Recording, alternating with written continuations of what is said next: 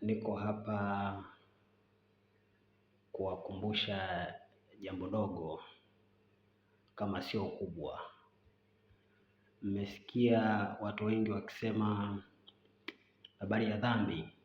Wengi wanasema kwamba dhambi labda ni kusema uongo, labda ni kuiba, kuua na kadhalika. Lakini leo tunataka tuiangazie Biblia. Je, Biblia inasemaje? Manake sisi kama binadamu tunazo tafsiri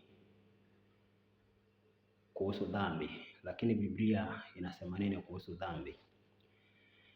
Ukisoma Yohana 16 kifungu cha 9 kinasema hivi: kwa habari ya dhambi ni kwa kuwa hawaniamini mimi.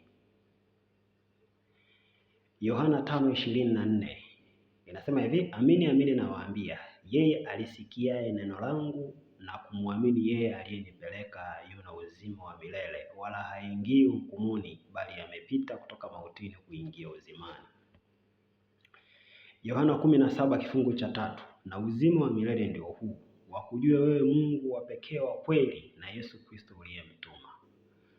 Bwana Yesu asifiwe. Mpenzi mtazamaji,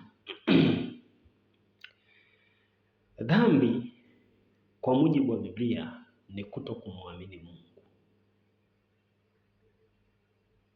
Mungu hivi sasa tunapozungumza ni huyo ambao unamsoma katika neno lake, katika Biblia.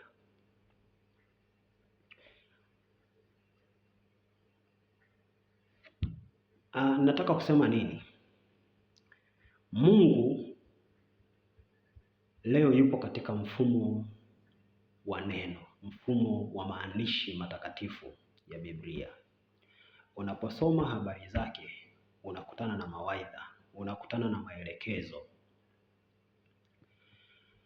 unakutana na mahitaji yote ambayo ungeweza kuyahitaji, unayapata kupitia maneno ya Mungu.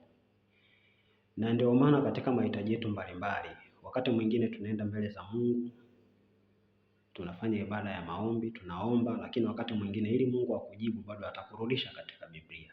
Atakupa vifungu katika Biblia ambavyo utavisoma, utakutana na mahitaji yako, utakutana na haja zako, utakutana na maswali yako.